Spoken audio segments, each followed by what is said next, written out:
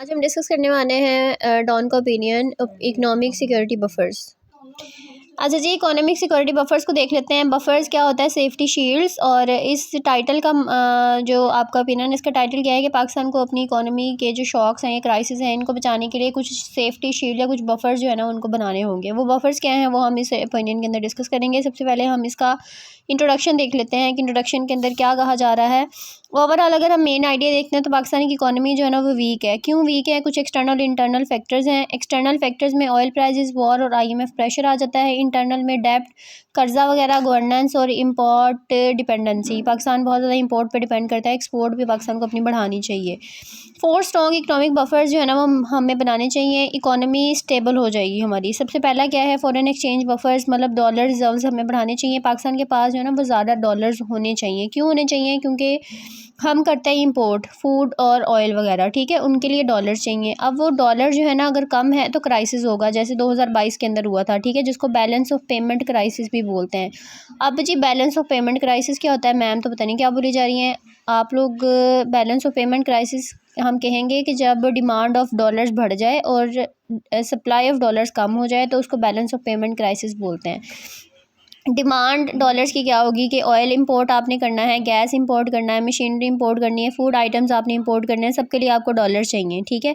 लेकिन आप एक्सपोर्ट नहीं कर रहे, रेमिटेंसेस आपके पास नहीं है, फॉरेन इन्वेस्टमेंट नहीं है, तो डॉलर्स की सप्लाई कहाँ से आएगी? इसको हम कहते हैं पेमेंट ऑफ क्राइसिस। और ये 2022 के अंदर हुआ था जब यूक्रेन वॉर हुई थी, रशिया यूक्रेन वॉर स्टार्ट हुई थी, ठीक है। तो आपकी इंपोर्ट ज़्यादा हो गई थी, मतलब आप लग्जरी आइटम ज़्यादा इंपोर्ट कर रहे थे, फ्यूल इंपोर्ट कर रहे थे, जिसकी वजह से आपकी एक्सपोर्ट वीक हो गई थी। क्योंकि हमारी जो एक्सपोर्ट है ना, आपको पता है हम सिर्फ एक ही चीज़ पे डिपेंड करते हैं, लाइक टेक्सटाइल, और डाइवर्सिफिकेशन नहीं है आपके एक्सपोर्ट्स के अंदर, ठीक है। और ये हम ऑलरेडी पीछे किसी ओपिनियन में डिस्कस कर चुके हैं, आप लोग उस वीडियो को देख लीजिएगा। पॉलिटिकल इंस्टेबिलिटी आपकी जो है ना वो बहुत ज़्यादा हो गई थी तब। आईएमएफ प्रोग्राम का इशू था, लाइक आईएमएफ आपको पैसा देता है तो आपका कॉन्फिडेंस बूस्ट अप कर जाता है, लेकिन अगर वो पैसा देने वापस करने में डिले हो जाए तो हम पैनिक कर जाते हैं और डॉलर की शॉर्टेज हो जाती है। फॉरेन रिजर्व्स आपके कोलैप्स कर गए थे, मतलब लो हो गए थे, लाइक $16 बिलियन 2022 से पहले था और 2022 में $6 बिलियन सिर्फ आपके पास रह गए थे। और कुछ ही हफ्ते की इंपोर्ट आप इन पैसों से कर सकते थे। तब रिजल्ट क्या हुआ था कि डॉलर आपका महंगा हो गया था, 180 से 270 रुपये पे चला गया था, जिसकी वजह से इन्फ्लेशन, महंगाई ज़्यादा होगी, इंडस्ट्रीज़ आपकी बंद होगी, इंपोर्ट रुक गई थी, इंपोर्ट में रिस्ट्रिक्शन बहुत ज़्यादा आ गई थी, चीज़ें जो है ना वो आपकी पोर्ट पे सारी फंस गई थी, ठीक है। अब ये हो गया आपका इशू। अब इसको इंप्रूव हम कैसे कर सकते हैं? हमें एक्सपोर्ट बढ़ानी चाहिए, अपनी रेमिटेंसेस बढ़ानी चाहिए, ठीक है। अननेसेसरी इंपोर्ट जो है उसको कम करना चाहिए, लाइक जो चीज़ें आप अपने मुल्क में बना सकते हैं आप दूसरे मुल्क से क्यों मंगवा रहे हैं वो, ठीक है। फिर है जी आपके पास ऑयल। सेकंड है oil energy security buffers. Pakistan oil import करता है जो कि एक रिस्की सिचुएशन है, जैसे वॉर हो रही है तो हम ऑयल इंपोर्ट करते थे ईरान से, ठीक है, तो वो आपके लिए बड़ा स्टेट ऑफ हुर्मुज़ बंद हो गई है, तो हमें वक्त पड़ा हुआ है और आपके मुल्क के अंदर जो है ना वो ऑयल महंगा हो गया है। सोल्यूशन इसका क्या है कि लोकल एनर्जी डेवलप करनी चाहिए, सोलर, विंड और थर्मल कोल स्टेशन आपको बनाने चाहिए। ये भी मैं डिटेल में सब कुछ डिस्कस कर चुकी हूँ। सोलर क्या होता है, विंड क्या होता है, थर्मल कोल, ये सब कुछ पिछले किसी ओपिनियन में डिस्कस हो चुका है, आप लोग देख सकते हैं वो। स्ट्रेटजिक ऑयल रिजर्व्स हमें बनाने चाहिए, लॉन्ग टर्म कॉन्ट्रैक्ट होने चाहिए। एनर्जी क्राइसिस जो है ना वो आपकी पूरी इकोनॉमी को स्लो कर देती है। अगर आप अपनी इकोनॉमी को बूस्ट अप करना चाहते हैं तो आपको अपनी एनर्जी जो है ना वो खुद प्रोड्यूस करनी पड़ेगी, ठीक है। Food and fertiliser security third one है। पाकिस्तान जो है ना एक एग्रीकल्चर कंट्री माना जाता है, लेकिन स्टिल हम एक रिस्की सिचुएशन से गुजर रहे होते हैं। हर टाइम हम मांगते रहते हैं कोई ना कोई चीज़। प्रॉब्लम्स हमारी क्या है? क्लाइमेट चेंज, ठीक है, फर्टिलाइज़र डिपेंडेंसी बहुत ज़्यादा है, वाटर इश्यूज़ हैं। सोल्यूशन क्या है? वीट रिजर्व्स हमें अपने रखने चाहिए, वीट को बचा के रखना चाहिए। फर्टिलाइज़र जो है ना उसको लोकल बनाना चाहिए, बहुत ज़्यादा एक्सपेंसिव नहीं बनाओ, आपके फार्मर्स को बहुत ज़्यादा अमीर लोग नहीं है। सप्लाई चेन आपको अपनी स्ट्रॉन्ग करनी चाहिए, मतलब आप अपना खाना अगर स्ट्रॉन्ग नहीं करेंगे तो आपकी इकोनॉमी स्टेबल क्या ही होगी, ठीक है। तो आपकी इकोनॉमी अनस्टेबल तब होती है जब अपना आप एग्रीकल्चर पे ही फोकस नहीं करते।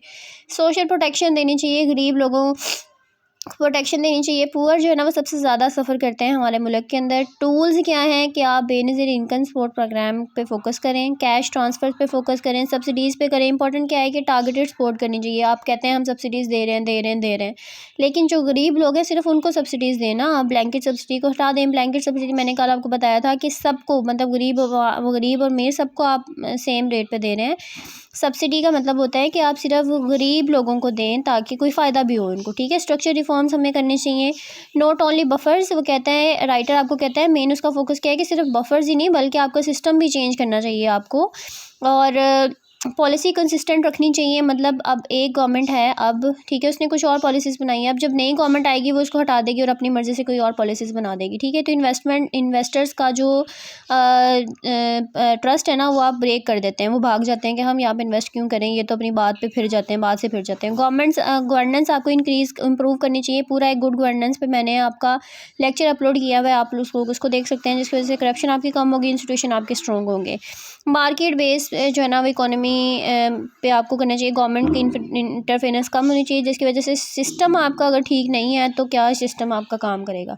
ट्रेड और रीजनल कनेक्टिविटी को बढ़ाना चाहिए। पाकिस्तान को अपनी जो लोकेशन है ना, उसको यूज़ करना चाहिए। लाइक ग्वादर पोर्ट होगी, सेंट्रल एशिया ट्रेड हो गया, अफगानिस्तान रूट हो गया, और कुछ इंपॉर्टेंट प्रोजेक्ट्स हैं, ईरान पाकिस्तान पाइपलाइन। अभी आज मैं आपको जो वीडियो अपलोड की है 4 अप्रैल की, उसमें आपने देखा होगा कि सेंट्रल एशिया ट्रेड के बारे में बताया जा रहा था। रूट जो हम बना रहे हैं पाकिस्तान को सेंट्रल एशिया से कनेक्ट करने के लिए, उसमें एशियन डेवलपमेंट बैंक ने आपको कर्जा दिया है, लेकिन आप वो प्रोजेक्ट ही स्टार्ट नहीं करे, इसकी वजह से वो आपका कर्जा जो है ना, वो उसको कैंसिल कर सकते हैं, ठीक है। तो जी transport efficiency, EVs electrical vehicles आप यूज़ करें, ताकि क्या होगा कि इसकी वजह से पब्लिक ट्रांसपोर्ट इंप्रूव होगी और आपकी पोल्यूशन भी कम होगी। ना सिर्फ आप फ्यूल से ना अपना फोकस हटा सकते हैं, फ्यूल कंजप्शन ऑटोमेटिकली आपकी कम हो जाएगी, फ्यूल आपका बचेगा तो डॉलर भी आपका सस्ता होगा। एनर्जी सेक्टर जो है ना, वो आपका डीप डाइव होना चाहिए, एग्जाम का फेवरेट है ये। सर्कुलर डेप्थ प्रॉब्लम जो है उसको सॉल्व करना चाहिए।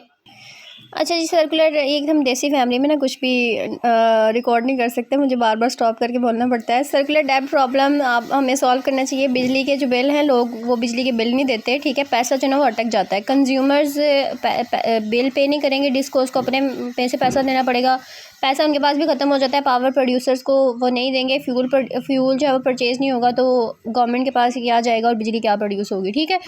तो हमें इसको कम करना चाहिए, बिजली जो चोरी होती है उसको कम करें, और लोगों को चाहिए कि बिल जो है वो टाइम पे पे करें।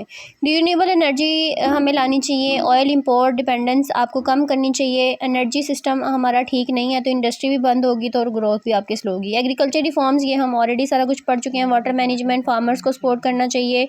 प्रॉब्लम्स क्या हैं कि जी रॉन्ग सब्सिडी सिस्टम है, और नहीं वहाँ हम सब्सिडी देते जाते हैं, हमें पता नहीं है गरीब कौन है अमीर कौन है, और ये करप्शन उसकी वजह से बहुत ज़्यादा होती है। एग्रीकल्चर स्ट्रॉन्ग करेंगे तो फूड और एक्सपोर्ट भी स्ट्रॉन्ग होगी। सब्सिडी रिफॉर्म बहुत इंपॉर्टेंट ये पॉइंट है। रिच लोग भी जो है ना वो सब्सिडी लेते रहते हैं, ये मैं ऑलरेडी डिस्कस कर चुकी हूँ। सोल्यूशन क्या है, टारगेटेड सब्सिडीज़ दें, डायरेक्ट कैश ट्रांसफर्स करें, और बेनज़ीर इनकम सपोर्ट प्रोग्राम जो है ना उसको एक्सपोर्ट करना चाहिए। इसके साथ साथ मैं इसका एक फ्लो चार्ट भी आपको जो है ना वो एक अटैच कर दूँगी साथ, या सेपरेट पोस्ट में लगा दूँगी, वो आप लोग इसको यूज़ कर सकते हैं for the further exam revision, ठीक है। थैंक यू सो मच बच्चों।